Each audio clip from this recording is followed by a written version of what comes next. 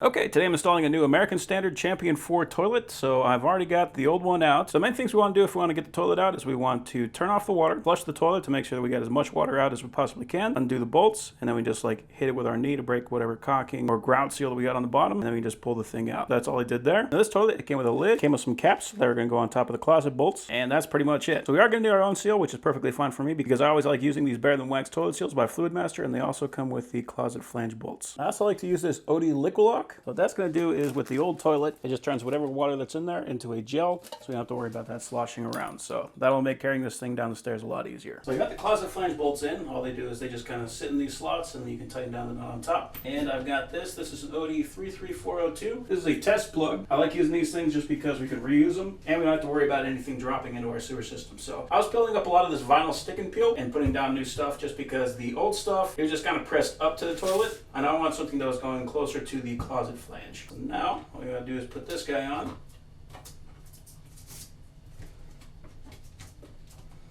The reason I like using these ones is because the wax ones, if you set the toilet on and you mess up, you gotta pull it up, you gotta pull it all off. But this one, you can do it as many times as you want. Now something I like to do is put a little flashlight on the side, just because seeing these bolts when we got the toilet over, it can be a little bit tricky. Because this toilet is a one piece, it's gonna be a little bit heavier, so it's better to have a helper, but we can do this. So I just wanna figure out where the balance is on this.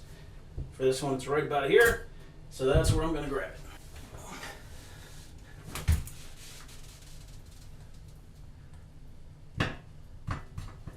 Okay, nice and easy. Just want to make sure we got it centered the way we want it. Now we can see that the bubble level is a little bit off and there is a slight rock. Not by much, but a little bit. So what we're going to do here, we're going to take some composite shims. There we go.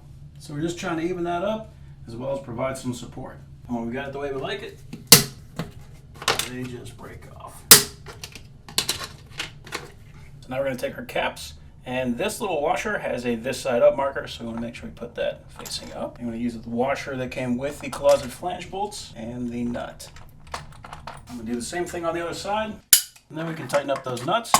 We don't want to put too much torque on it because if we really crank on it, we can crack the porcelain. And I also want to alternate, so I'll do a little bit on the right, a little bit on the left. I'm going to just keep on doing that until I don't have any movement in the toilet. Now the reason for that plastic washer is so that this cap has something it can stick to. It cannot go down far enough like this. If you want to, you could just leave it like that. But if you want to do the job right, then we need to cut off the top of that bolt. There we go. Now you can put that cap on. So this does come with a seat. It's a very nice seat, and this would be the time to install it. I'm going to be installing a bidet. This is an IMIS R31. Put on the guide. These little bolts in and get the nuts started on the bottom.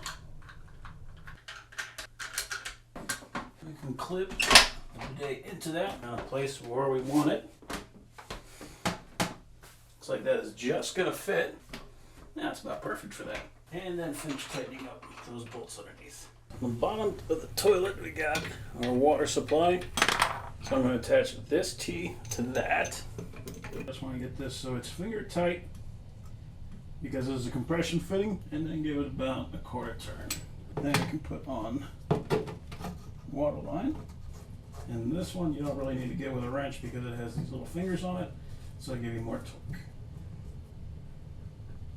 And then last up is the bidet.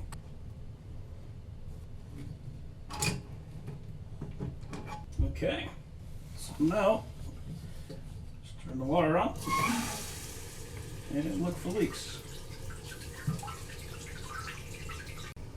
The bowl is filling, so I'm going to let that fill up until it stops. Make sure it does stop on its own. If it doesn't, we've got to turn the water back off, and then we will flush.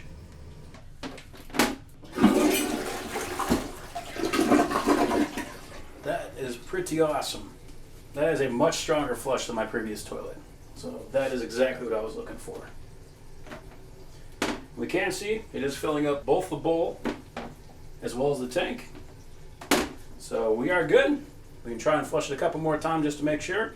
The only thing we got left to do is seal up the bottom.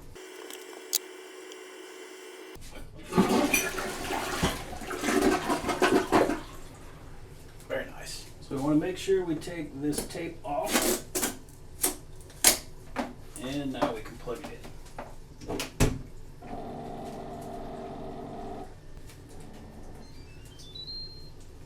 in. Okay. That's cool. It's got a little bowl light. It says will not function unless this sensor is covered.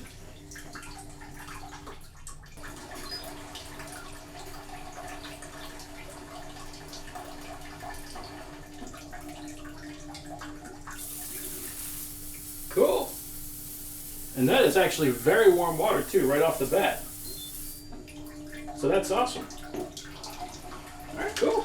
And it cleans itself when it's done. So there's two good ways to seal it. You can use caulking or you can use grout. I always prefer to use grout. All I'm going to do is slap it into the corner and then drag it across. And the idea here is we want to try to get it into that joint. You can see I'm making quite a mess here. That is okay, because that is what the sponge is for. We just want to get the sides and the front. We don't want to get the back. That way if there is any kind of leak, we'll actually be able to know about it.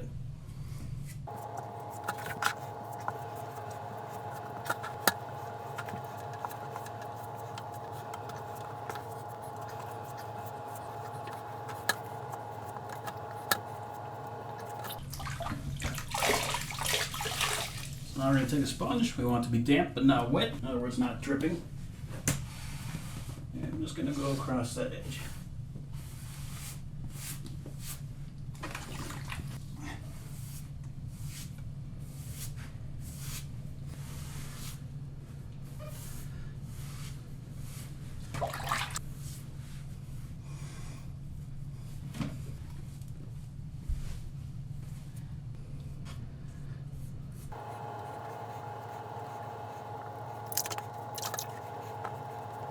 Okay, so that's it.